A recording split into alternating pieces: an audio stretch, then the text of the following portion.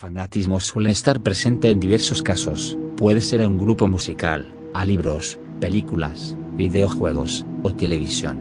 Este último resulta interesante debido a que muchos crecimos con él, fuimos testigos de muchos shows de televisión que resultan ser obras maestras comparadas con los shows actuales, o al menos eso nos parece a todos aquellos que las vimos desde jóvenes, y Ed Eddie no es la excepción. Yo crecí mirando este show diariamente cuando era niño, simplemente me encantaba, era mi show favorito. Así es como me entretenía antes de usar internet, así que pensé que podría revivir memorias del show, buscando capítulos en internet o en servicios de paga, y efectivamente pude hacerlo. Un día mientras estaba navegando me encontré con un blogger administrado por varias personas, en donde usuarios a quienes les gustaba el show, tanto como a mí, compartían sus opiniones respecto a él y cómo es que el show había marcado a cada uno y lo que significaba para ellos y cómo es que los capítulos más recientes no se comparaban a los clásicos. No duden en unirme a los comentarios y mencionar mi postura al respecto, pero el foro no solo consistía en opiniones, la gente constantemente compartía ideas para episodios que les hubiese gustado haber visto, dibujos e ilustraciones hechas por la comunidad con referencia al show, y más cosas variadas. Uno de los usuarios más activos que se hacía llamar Ed216 contribuía mucho en todos los aspectos, opinaba sobre todo, dibujaba e incluso editaba videos del programa para hacer parodias o cosas por el estilo. Si se puede decir que alguien rendía culto al show, ese era él. En una de sus publicaciones de hace unos días envió fotografías donde se podía apreciar lo que parecía ser las paredes de su recámara, donde tenía un gran dibujo con todos los personajes del show, al menos los principales, excluyendo a las hermanas Cruel, pero se podía apreciar algo extraño en la pared de su recámara. Algunos personajes del show, en particular Rolf, Kevin y Naz, tenían un punto rojo pintado en la cabeza. En la publicación el usuario comentaba en inglés: he terminado con Rolf, ¿quién es el siguiente? Y en los comentarios de la publicación había gente opinando, también mencionaban nombres de varios personajes, pero el más mencionado entre todos era Johnny. Poco tiempo después el usuario hizo otra publicación donde decía: la lección ha sido hecha, entonces el siguiente será Johnny, ya saben lo que deben hacer, tienen 6 meses. En la publicación adjunto un montón de imágenes de Johnny de todo tipo, tanto dibujos como imágenes sacadas del mismo show, incluso un archivo RAR llamado Johnny's Moments. Me pareció un poco extraño y estaba totalmente confundido ya que yo no entendía la dinámica del proyecto, no tenía la menor idea de qué ocurría, así que revisé publicaciones viejas de Ed216, y entre ellas me encontré con una de hace aproximadamente 6 meses. En dicha publicación hacía algo similar a lo que hizo su publicación más reciente, una especie de convocatoria donde subía contenido sobre Rolf y alentaba a los usuarios con el mismo mensaje de antes: ya saben qué hacer. El problema es que yo no sabía qué hacer. Viajando hacia publicaciones mucho más antiguas podía ver que hacía el mismo tipo de convocatorias pero con Kevin y Naz, y en la publicación de esta última, la cual era la más antigua, ningún personaje tenía un punto rojo en la cabeza, y en la publicación de Kevin, que era la siguiente a la de Naz, ella sí tenía un punto rojo en la cabeza. No era difícil el deducir lo que susodicho punto rojo significaba. El usuario marcaba la cabeza del personaje luego de que finalizara su respectiva convocatoria, pero se me hacía muy extraño que cada 6 meses hiciese una especie de collaje sobre el personaje en cuestión y luego marcara su cabeza para así seguir con su extraña mecánica, pero ahora con un personaje más. Me resigné a no entender del todo lo que ocurría y mejor me dispuse a apreciar el contenido que había subido sobre Johnny, y después de apreciar por un largo rato las imágenes pude notar algo extraño: pequeñas y diminutas marcas en las fotografías, tan pequeñas que solo ocupaban unos cuantos píxeles. Eran extremadamente difíciles de encontrar. Quizá estaba entendiendo de poco a poco la dinámica, había que encontrar pistas para algo, pero desconozco de qué se trata. La primer pista que encontré decía V34.42.032.45p4. Aunque no entendí bien, anoté la pista en un blog de notas y seguí analizando las imágenes y algunas pistas eran difíciles de encontrar. Me percaté que en algunos casos no se podía apreciar a simple vista ya que los colores del fondo disimulaban el texto, en otros casos incluso tuve que editar la imagen para apreciar la pista, pero todas eran del mismo estilo.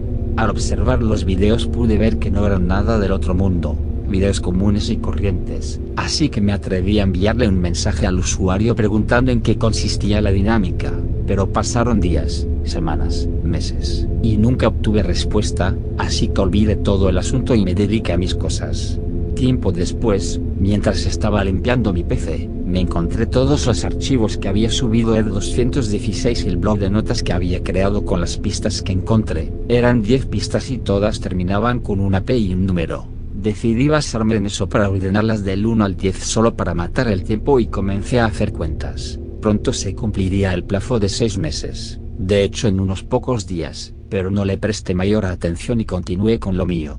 El día llegó y se cumplió el plazo, y yo no había logrado interpretar las pistas hasta que a último momento un destello llegó a mi mente y lo comprendí. Quizás las pistas indicaban un número de vídeo y su tiempo. Me puse a repasar los vídeos tratando de encontrar algo en el tiempo de duración especificado que marcaba a cada pista, y me pude percatar por una milésima de segundo se proyectaba un fotograma distinto al resto del vídeo. Traté de pausar el vídeo en el preciso momento en el que aparecía la imagen pero fui incapaz, así que utilizo un editor de vídeo para poder parar el fotograma preciso, y así es como pude verlo claramente. En una parte del fotograma aparecía un pequeño carácter, como una letra o un número, así que recolecté los caracteres lo más rápido que pude en base a las pistas, pero el carácter de la última pista era diferente, agregaba la terminación Onion, por lo que me pude percatar de que, estando todo unido, se formaba una especie de enlace perteneciente a la Deep Web, y utilizando el navegador de cuando entré con un poco de ansia y miedo a la vez, y ahí apareció.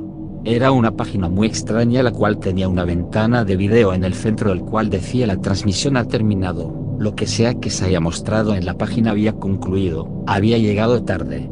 Visité el blog de nuevo y apareció una publicación hecha hace algunos minutos donde Ed 216 decía, acabo de terminar con Johnny, ¿ahora quién sigue? Y subía de nuevo una foto de su pared en donde ahora Johnny también tenía un punto rojo en la cabeza. Me sentí frustrado por no llegar a ver lo que sea que haya pasado, pero al menos ahora sabía en qué consistía la dinámica, quizá podría alcanzar a presenciar la siguiente transmisión. Ahora en la publicación muchos sugerían a Sara y el segundo más votado era Ed. Estuve revisando constantemente el blog pero no fue sino hasta después de 3 días que Ed 216 hizo otra publicación donde decía lo siguiente, pues la siguiente será Sara, pero no me gustó que muchos hayan votado por Ed, él será el último y quiero dejarlo en claro de una vez. Esto se está tornando muy fácil y les estoy dando demasiado tiempo, por lo que ahora cambiarán un poco las cosas, les daré solo 3 meses para resolverlo y las pistas serán mucho más complicadas de encontrar. En fin, tienen 3 meses, ya saben qué hacer.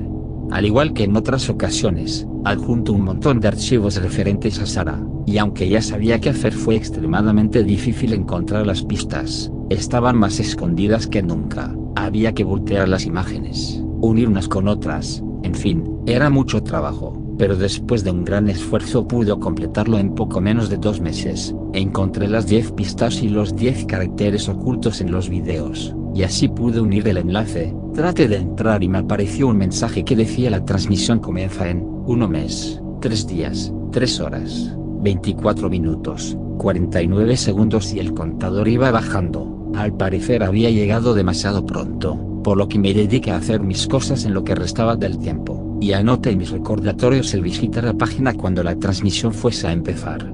Pasó el tiempo establecido y me metí de nuevo al enlace, faltaban 2 minutos para que iniciara la transmisión, estaba ansioso por verla pero tuve que esperar esos pocos segundos para que empezara la transmisión, y comenzó. Se podía apreciar a un hombre que llevaba una máscara de cuero negra con una vestimenta común y corriente, y comenzó a hablar en inglés. Estaba dando la bienvenida y felicitándonos a todos los usuarios que habíamos sido capaces de resolver el acertijo, y que como recompensa seríamos de los pocos en presenciar su acto. Guardó silencio por unos segundos y luego se salió de la toma para que la cámara pudiese captar lo que había en el fondo. Se trataba de una mujer amarrada y vestida con una camisa rosa, unos jeans azules, y su cabello estaba horriblemente pintado de un fuerte tono naranja, como si hubiera sido a la fuerza. No fue difícil el deducir que se trataba de una especie de cosplay de Sara, sin embargo se notaba que esa mujer se encontraba sometida en contra de su voluntad. El hombre que había salido al principio del video entró en escena con una vestimenta bastante descuidada que se asemejaba mucho a de Ed. Este comenzó a gritarle cosas a la mujer y a golpearla. No pude distinguir qué le dijo exactamente, pero había logrado entender uno que otro insulto. Los golpes se hacían cada vez más letales, la mujer gritaba por ayuda pero nadie acudía a salvarla. El brutal hombre tomó un gran cuchillo de cocina y comenzó a atacar a la mujer, empezando por su estómago, siguiendo con sus brazos y finalizando con su cara, hasta que la mujer dejó de gritar. No podía creer lo que estaba viendo. Era una carnicería total. El asesino tomó los intestinos del cadáver de la mujer y los mostró en pantalla. Había una pequeña sección de comentarios en las que todos pedían que se mostraran diferentes partes del cuerpo en pantalla, desde miembros hasta órganos. Pero no lo pude soportar más. Tuve que ir al baño para vomitar, y me quedé ahí mirándome al espejo. No comprendía lo que estaba ocurriendo y me aterraba el volver a mi computadora para cerrar la página, pero fue entonces cuando dejé de escuchar ruido proveniente de la PC, me acerqué y la transmisión había terminado. No sabía si llamar a la policía o si guardarme todo lo que sabía, así que decidí olvidarme del tema y pretender que nunca pasó. Traté de bloquear el acontecimiento de mi mente a toda costa y olvidarme del blog, de Ed216 y de todo lo ocurrido, y decidí nunca visitar la página otra vez. Dicen que la curiosidad mató al gato, y quizás sea cierto. Ha pasado unos cuantos meses después del horror que me tocó ver en esa transmisión y he decidido visitar la página de nuevo. Todo este tiempo he tratado de no pensar en ello, pero cada vez le doy más vueltas al tema. Me pongo a pensar en todas las personas que ya habrán muerto de esa manera y de todas las que han estado muriendo mientras no he visitado el blog, pero me siento incapacitado de hacer algo.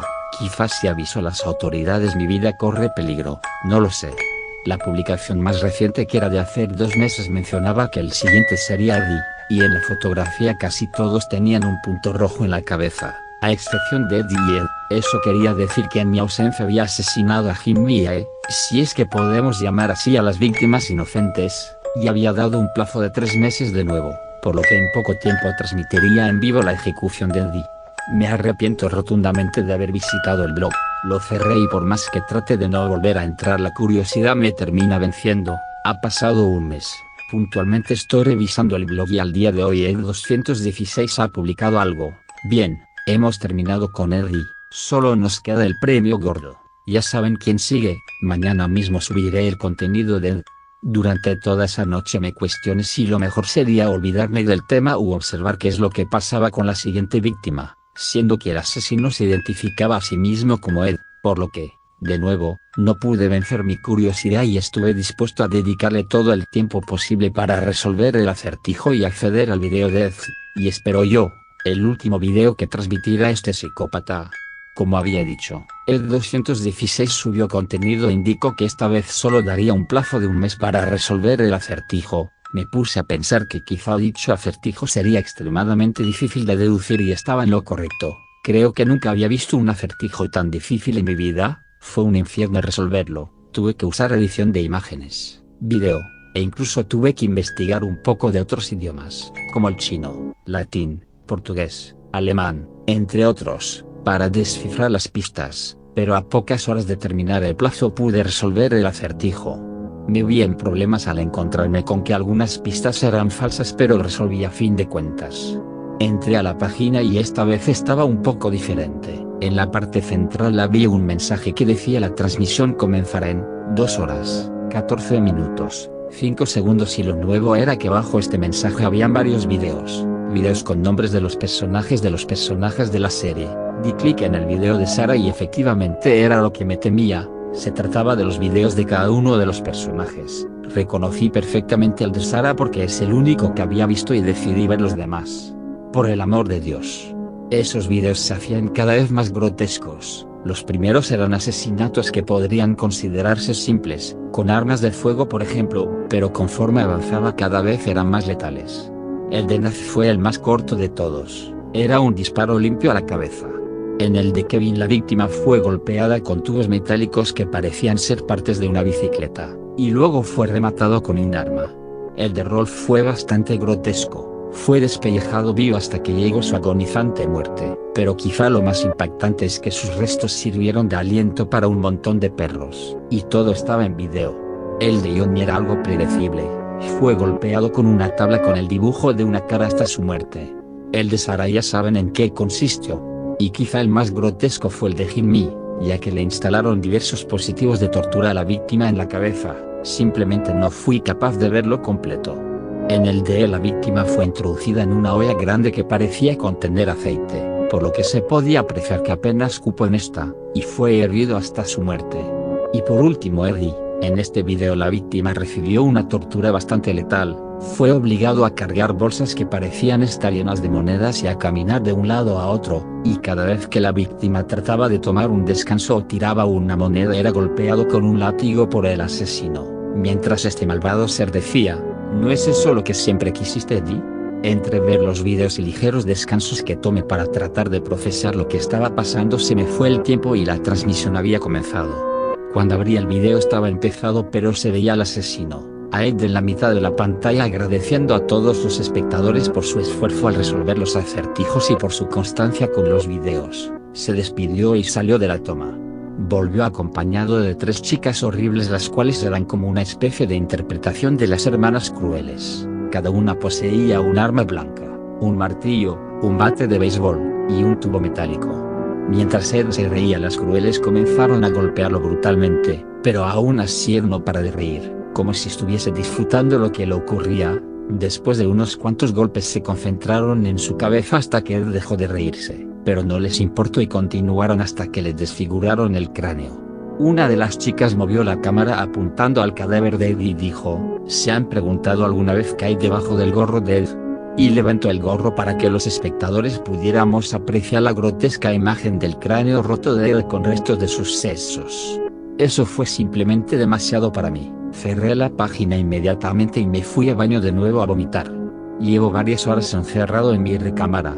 No sé qué hacer, no sé cómo alguien puede vivir después de ver todo lo que he visto. Ni siquiera sé si lo que vi fue real. Ya no puedo distinguir qué es real y qué no, pero afortunadamente Ed está aquí conmigo. Él es muy inteligente, seguramente él podrá explicarme qué es lo que ha pasado. ¿Tú qué opinas al respecto, Ed?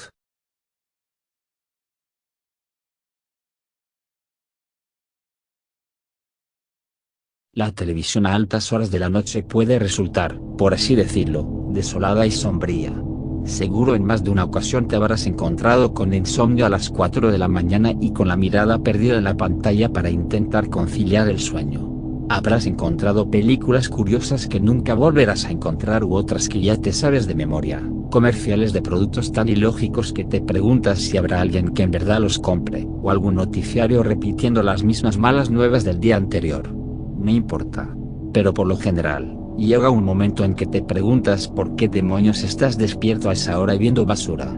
Y es que la televisión moderna, con sus cientos de canales en sistemas de paga, se ha convertido en algo tan monótono que ya hay muy pocas cosas interesantes. Todo está a merced de los patrocinadores, que solo buscan colocar sus productos en comerciales, sin importar lo ridículos o innecesarios que puedan parecer. Con todo tan férreamente manipulado, ya no existe esa magia de la televisión nocturna de mediados de los 90. Ese misterio que concluía en películas de horror clásicas y que te quitan el sueño, otras más con contenidos subidos de tono y prohibidos para un chico, y en otras ocasiones, inclusive algo que puede rayar en lo sobrenatural. Pero, ese no es el caso de esto. Verás, si te tomas el tiempo necesario, y cuentas con suerte, para echar una mirada con detenimiento entre la mierda que pulula en los canales durante la madrugada, puede que encuentres algo de interés. Y eso me pasó a mí. En mis experiencias durante años de insomnio clínico, he encontrado cosas interesantes, en canales de acceso público, de corte religioso e incluso señales extranjeras. De lo que les hablaré hoy, fue algo que llegó de un canal religioso. A simple vista podía parecer inofensivo. Un programa infantil llamado Amigos de la Fe, el cual trataba de interacciones entre niños y títeres que contaban historias de la Biblia y recitaban oraciones. No era malo, y de hecho lo puedo comparar con un Plaza Sésamo, Sesame Street, al que le hubiesen colado lecciones cristianas. Si han visto cosas como los Fabulegetales, Vegetales, Superlibro o David y Goliat, ya sabrán de qué iba la cosa. Pero había algo más. Algo que de verdad te ponía incómodo. Para empezar, era un show con muy poco presupuesto y manejado por un equipo creativo que dejaba mucho que desear. En todo caso, lo que llamaba la atención eran los personajes y su manera única, por así decirlo, de conducir. Alguna vez oí que el mensaje puede ser más o menos importante por la manera en que se dice. Y Amigos de la Fe se basa en esta filosofía, pues a diferencia de Vegetales o cualquier otra caricatura cristiana, definitivamente no se contenía para dar un mensaje. Las historias de la Biblia eran contadas por medio de narraciones acompañadas de dibujos a lápiz con detalles gráficos muy fuertes. Por ejemplo, el asesinato de Abel, gente ahogándose para ilustrar el diluvio y el arca de Noé, la crucifixión, las plagas de Egipto, las pruebas de Job o incluso retratos de Satanás que parecían más adecuados para un disco de heavy metal o un oscuro manga japonés. Y luego estaban los personajes. En especial, Pinky. ¡Oh, Dios! Pinky. Para describirles a Pinky, les diré que imaginen a la rana Kermit, pero con una cabeza mucho más grande, de color rosa, con ojos enormes y pupilas demasiado pequeñas. Tal vez no suene raro en sí, pero todos los episodios terminaban con un acercamiento extremo y muy perturbador al rostro del títere. Pinky era masculino, pero nunca pude descifrar si su actor de voz era hombre o mujer, porque su voz era extraña, casi andrógina y siempre se dirigía al público de manera condescendiente y de forma pasivo-agresiva. Pinky era la estrella, y todo parecía girar en torno a él. Cuando alguien tenía una duda, era él quien respondía con versos de la Biblia, aunque en ciertas ocasiones se limitaba a responder de forma caprichosa y que rayaba en lo cruel. Conforme avanzó la serie, las respuestas de Pinky se tornaron defensivas, como si el ser cuestionado le produjera una grave ofensa. Si un niño o un títere preguntaba algo de corte personal, Pinky le respondía diciendo cosas como cuidado, no preguntes eso, no eres nadie para cuestionar a Dios. Y también solía repetir esa frase una y otra vez, a manera de silenciar a alguien. Los otros dos títeres eran Bertie y Gerta. Existían otros que aparecían de vez en cuando, pero estos dos eran los únicos aparte de Pinky que normalmente aparecían en todos los episodios. Bertie era un hipopótamo azul y Gerta, un pájaro verde y esponjoso.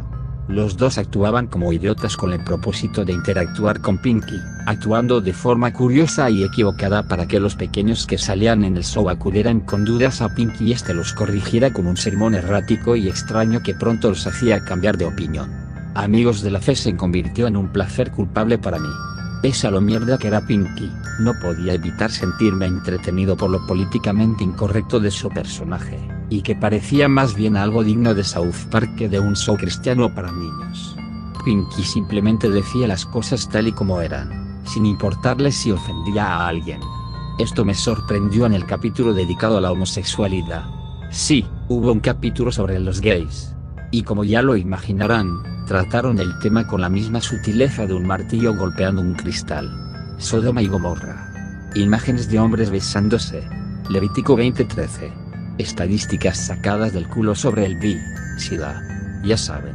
Demonios. Incluso Pinky comenzó de conspiranoico diciendo que las violaciones en las cárceles no eran más que un plan de Satán para convertir a los hombres en homosexuales. Lo observé riéndome de manera morbosa, al menos hasta la recta final del programa. Una niñita le habló a Pinky sobre su hermano mayor, el cual recientemente había declarado su homosexualidad al resto de su familia. Pinky estalló en carcajadas y empezó a gritarle a la niña, vociferando que su hermano era un marica pecador que se iría al infierno, lo que sin duda la hizo llorar y me hizo pensar en lo jodido de ello. Esa mañana me fui a dormir preguntándome sobre el objetivo en sí del programa. Siempre fue raro, pero los últimos episodios se tornaron tan negros y maliciosos como si los hubiera escrito el tipo detrás de Padre de Familia, Family Guy. Ofensivos. La noche siguiente era el último episodio, el cual tenía el título de Predestinación. Eso no estaba bien. Ya en otras ocasiones había visto programas de niños que hablaban de temas controversiales como la homosexualidad, el pecado y el crimen. Pero jamás del concepto de la predestinación. Debo admitir que, en retrospectiva, me encontraba curioso al respecto pero con una sensación incómoda en mis entrañas. Lo que fuese que viera esa noche, sin duda sería perturbador. El programa comenzó igual, hasta que Bertie apareció en escena y habló con Gerta y los niños sobre algo que había escuchado por ahí. Predestinación, decía acompañado de un número musical y sus estupideces usuales. Y como siempre, llegó el momento de hablar con Pinky. Pinky, sorprendentemente, reaccionó a la pregunta con una actitud placentera y casi amable, diametralmente opuesta a lo que hacía por lo regular. hasta que un niño le pidió que explicara qué significaba predestinación, a lo que la rana respondió lo siguiente: algunas personas están destinadas al cielo y otras al infierno, y después comenzó con su discurso del poder de Dios. El chico, que se veía muy confundido y hasta atemorizado, le preguntó por qué decía eso si Jesús había muerto para salvar a todos. Entonces Pinky dijo algo muy difícil de digerir: Jesús murió para salvar a los elegidos. Los otros niños, que comenzaron a entender de manera gradual la gravedad del mensaje, se veían asustados. El niño de la pregunta anterior observó a la cámara como si dijera: ¿tengo que hacerlo? Por unos segundos, hasta que reunió el valor de hablar o alguien lo obligó, y le preguntó a Pinky cómo podía saber si iría al cielo o no. Y Pinky respondió: nunca lo sabrás, no hasta que mueras. Pero si miras al interior de tu corazón, tal vez encontrarás la respuesta. Después se quedó mirando fijamente la pantalla y hubo una transición a un fondo negro. Pensé que el programa se había acabado, y estaba por cambiarle cuando vi aparecer un título nuevo: no hay redención para los condenados. Entonces, un desfile de ilustraciones bastante gráficas. Esta vez sin mensaje de la Biblia o moraleja. Solo vistazos al destino de aquellos que no habían sido elegidos. Una pareja abrazándose antes de ser achicharrados por un muro de fuego. Gente con los pies encadenados al piso, siendo devorados por demonios. Personas empaladas en grandes estacas, con demonios voladores rondando a su alrededor. Un lago de fuego, lleno de hombres, mujeres y niños que se achicharraban lentamente. Monstruos gigantescos y horribles luchando entre sí, sacándose los ojos. La música de fondo iba acompañada de gritos y lamentos, con algunas frases de Pinky como: esta es la cólera del Señor y me hace feliz ver a los pecadores sufriendo. Esto continuó por unos minutos hasta que finalmente hubo un corte abrupto. Esperé ver los créditos, pero en esta ocasión fue distinto. En lugar del texto ascendiente en fondo negro, apareció una toma del estudio, donde se podían ver incluso las cámaras, las luces del techo y los micrófonos, y sin rastro alguno de los niños o las marionetas. Un hombre con una capucha negra entró a la habitación y procedió a bañar todo con un bidón de gasolina, para después incendiarlo. El camarógrafo lo siguió a la salida del estudio, y la última escena mostraba al encapuchado y al camarógrafo riéndose como maniáticos mientras arrojaban a los títeres en un horno, con la toma final siendo un acercamiento a Pinky quemándose, después dando con los créditos ordinarios. No ha pasado tanto tiempo desde que vi el último episodio, pero sigo sin encontrar respuestas sobre el show. ¿Por qué acabó así? Más importante, ¿cuál era su intención? Tengo algunas teorías, como que pudo tratarse de una parodia bastante buena como los Cranberries que de MTV, o tal vez el show era la manera de vengarse de un creativo al que le habían cortado los fondos a media temporada.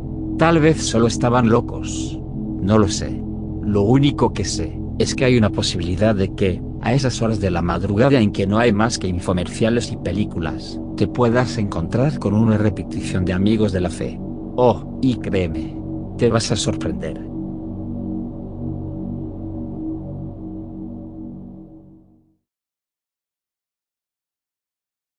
Muchos creepypastas de episodios perdidos son falsos, ya que son simples intentos de arruinar tu infancia, ya que algunos que quedaron en lo incierto como el suicidio de Calamardo y Can de Kobe, pero hay muy pocos que sí llegaron a existir como La vida apesta, el episodio perdido de los Rugrats, entre otros, pero solo uno se transmitió en televisión de la serie que te contaré a continuación. Si tú eres una persona que nació o creció en la década de 1990, de seguro habrás escuchado hablar de una serie llamada Dinosaurios. Una serie similar a Los Picapiedras pero con dinosaurios. No hace falta decir que esta serie tuvo mucho éxito y una excelente recepción por parte del público, solo que había un problema. Cada vez el presupuesto reducía y no tenían suficiente dinero para hacer más capítulos debido a que la serie era muy costosa porque los personajes eran animatrónicos, y la casa productora, Disney, decidió darle un final memorable, pero este es un final que arruinará tu infancia debido a lo oscuro que es. Si lees después de este punto, está bajo tu propio riesgo. Naturaleza cambiante. Todo comienza cuando cada 14 de mayo regresa un pelotón de escarabajos pelotoneros que comían enredaderas de amapolas. En eso, Un escarabajo buscaba a alguien con quien aparearse para que sus hijos se coman las enredaderas. La pareja Charlene y Stan van a la ciénaga de apareamiento, pero al llegar ahí se topan con la desagradable sorpresa de que en su lugar había una fábrica llamada Fruitco, Makers of Fine Wax Fruit, a Division of West Side Corporation, construida por la empresa Iolodigo, y lamentablemente extinguieron a toda la especie, quedando Stan y Charlene como los únicos sobrevivientes de su especie. Estos deciden a través de la televisión denunciar los atropellos ambientales de la empresa, pero el patriarca Earl Sinclair hizo caso omiso excusándose de que la tecnología moderna es mucho mejor que la vieja naturaleza. Si no fuera suficiente, el jefe Richfield manda a Earl y Roy a poner herbicidas en todo el mundo, debido a que como no había escarabajos para comerse toda la hierba y esta había crecido bastante, y por culpa de esto, aniquiló toda la flor dejando a toda la especie sin alimento, y los escarabajos y la familia de Earl se enteran de esto y por más que le avisan a Earl, este no hace caso. Para colmo, el malvado jefe se le ocurre la brillante idea de poner explosivos en los volcanes para hacer llover en todo el mundo, ya que estas crearían nubes que hagan llover, pero en lugar de lograr su cometido, lo que consigue es tapar la capa de ozono por completo, haciendo que los rayos del sol no puedan pasar en la atmósfera, dejando a la Tierra en un periodo longevo de oscuridad y glaciación, causando lo que podría ser la extinción de los dinosaurios. Earl en su casa, le avisa por teléfono a su jefe sobre la situación, pero este no hace caso ya que ganó mucho dinero debido a que sus tiendas de su maligna corporación antes mencionadas son abarrotadas por dinosaurios para comprar cosas caliente. Earl le vuelve a advertir a su despreciable jefe, pero este miserable no le hace caso y solo queda regocijándose en su repugnante ganancia, decepcionando al pobre pero cuestionable Earl. Earl pide disculpas a los escarabajos y a su familia disculpas por toda la catástrofe que causó, y en su disculpa, se lamentó diciendo que siguió por los avances tecnológicos sin darle importancia a la naturaleza porque siempre ha estado ahí. Todos lo perdonan sin resentimiento alguno, excepto su suegra, pero su esposa le dijo que lo sentía. En eso, el bebé Sinclair, o mejor conocido como el nene consentido, le pregunta qué era lo que estaba pasando. El padre le dice: papi estuvo a cargo del mundo pero no supo cómo cuidarlo y no les dejé un mundo donde vivir. El bebé pregunta inocentemente que si se mudarán a otro lugar. El padre les dice que no tienen a dónde ir, y el bebé hace la pregunta más desgarradora del capítulo, o mejor dicho, de toda la serie: ¿qué será de nosotros? Toda la familia se queda callada y Earl le dice que no lo sabe, y la familia abraza al bebé Sinclair diciendo que pase lo que pase jamás lo abandonarán, y el papá como consolación le dice que algo sucederá. Aparte llevaban 150 millones de años en la Tierra y que no podían desaparecer así como así. Luego la familia mira a la ventana como la nieve va cubriendo todas las calles. El presentador da las indicaciones del clima para al final decir su nombre y dar el último adiós al espectador.